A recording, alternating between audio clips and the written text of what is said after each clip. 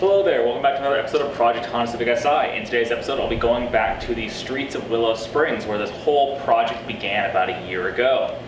Now, long-time viewers will know that I started this project last year by going to the Streets of Willow Springs and setting some base lap times with this vehicle. I was able to do a 1:33.5 running the track in the clockwise configuration.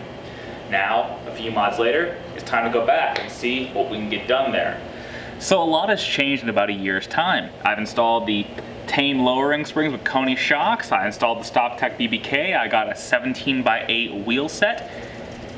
And now it's time to head back to the track. Though before we get back to the track, I want to talk about tires really quickly, because tires tend to make or break your lap times in terms of offering grip. They're going to offer the most bang for the buck in terms of performance upgrades are concerned.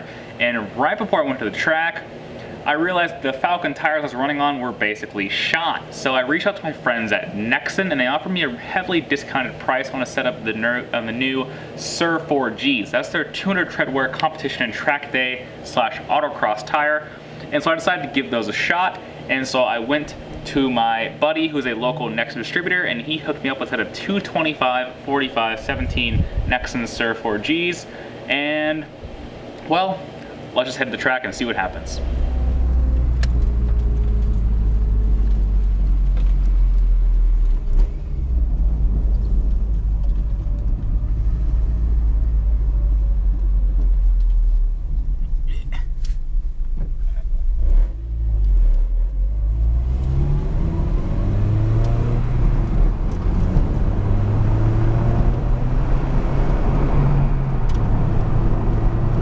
So with these Nexens, I learned very quickly that they run much wider than the quoted size. So although the tire setup I bought was a 225, 45, 17 setup for the front and rear of the car, well, I was rubbing very, very badly, as you'll hear on all the track footage. It was especially bad in the rear of the car, where after every session on track, I'd be pulling chunks of rubber off the insides of the fender openings, which is not good.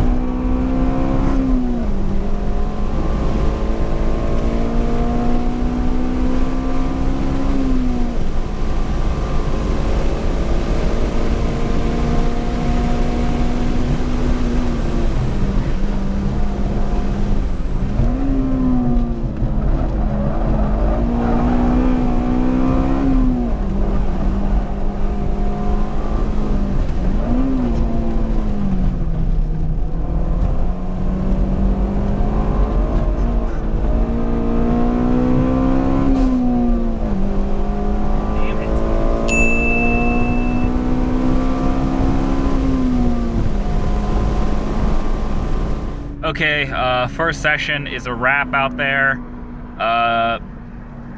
Few small issues. Car is still rubbing quite badly in the back. It's mainly the left rear.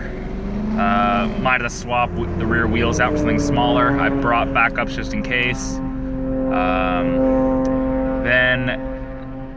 I'm not sure if the motor is down on power or what, but it feels really, really slow. And the transmission's really struggling to shift gears. So I'm not sure if the fluids are totally baked or what, but it's like I was not not only was I getting a few gear grinds, but the transmission in general did not want to shift. It took a long time to get it into gear. And then last up, the car just does not want to turn. Seems to have no front end bite, a lot of understeer. So I'm not sure if that's the springs or the new tires, or maybe it's just me. So I'm gonna give another session out there. If I can't get the car to start rotating, I'm gonna start making changes. I brought sway bars, I brought different rear wheels with narrower tires. Gotta get this thing to turn.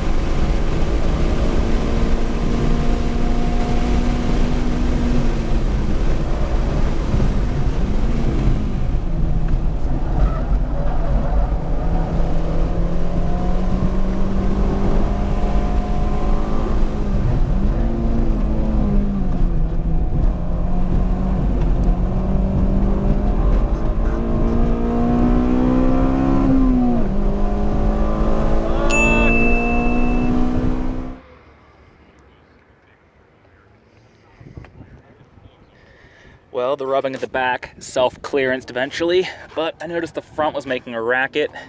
I also knew that I'd lost a few clips in my fender liner, and sure enough, those wide Nexen tires totally tore up the fender liner. Here's a piece of it. Other pieces are probably on the pavement.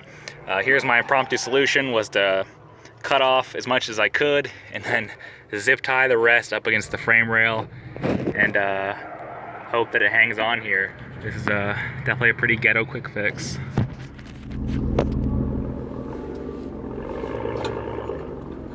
Hello there. So under the car, it still runs, which is a good start, but it will not turn. So despite me playing with tire pressures and a little bit with the shocks, it does not want to turn, so I'm swapping out the rear sway bar. I was hoping to save sway bar testing for a standalone episode because I actually have two sway bars to test courtesy of Progress Performance. Their standard 22 mil bar and their 24 mil three-way adjustable competition bar. Unfortunately, I actually let a buddy of mine borrow the 24 millimeter bar since he had an event last weekend and he has not had time to return it to me. So I'm going into battle with the 22 bar, hoping that's a big enough improvement from the standard Civic Si bar, which I believe is 18 or 17 millimeters.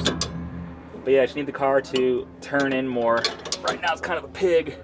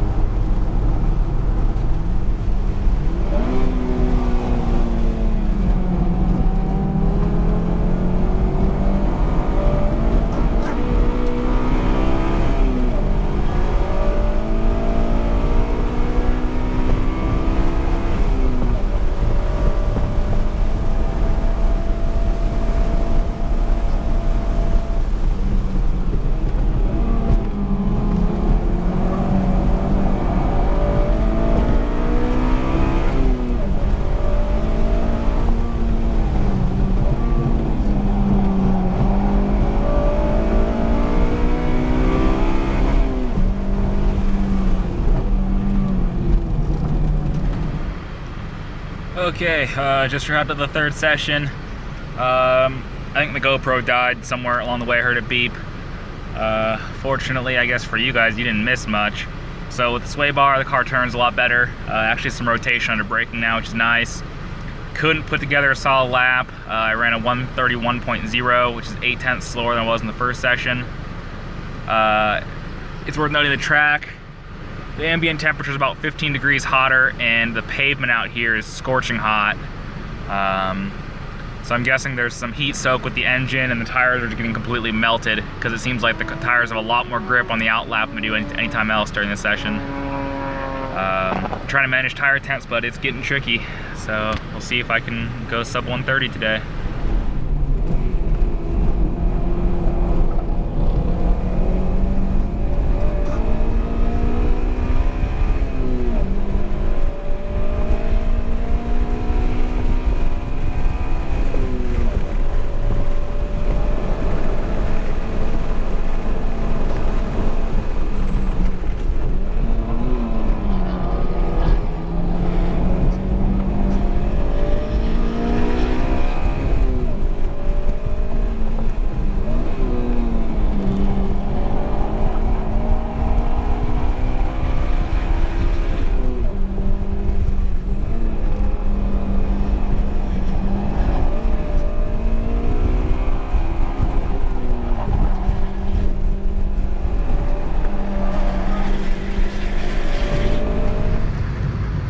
Oh man,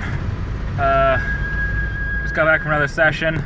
I ran, I believe, 5 1-minute 30 laps back to back to back to back to back. I just can't crack into the 29s, it seems like. So close.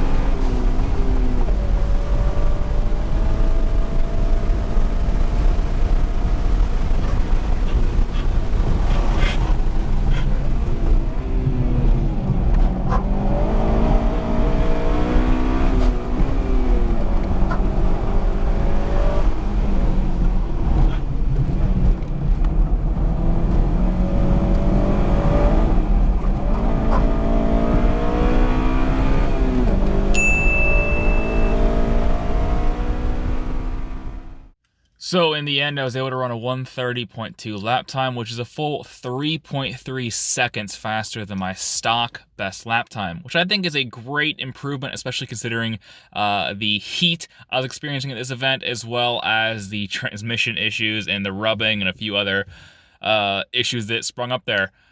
A great result. Definitely looking forward to going into the 29s and faster than that once the weather cools down and I evolve the car even further. So thank you very much for watching, and stay tuned for the next episode of Project Civic Si, because I'm taking this setup to different racetracks and seeing how fast I can really push this platform with stock power for as long as possible. Alright, thank you very much for watching. See you next time. Bye.